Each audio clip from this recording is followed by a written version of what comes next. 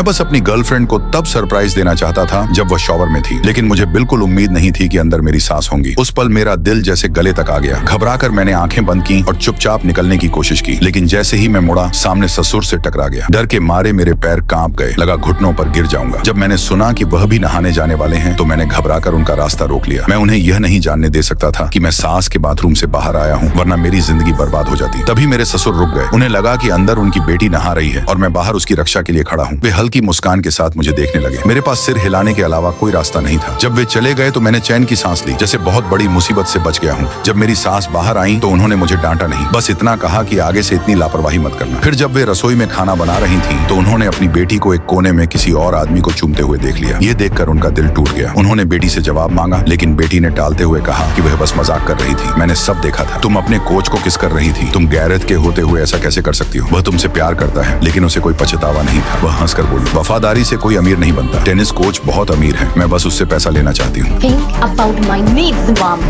I don't want you saying it. Here we go again. I don't want you saying this bill anymore, okay?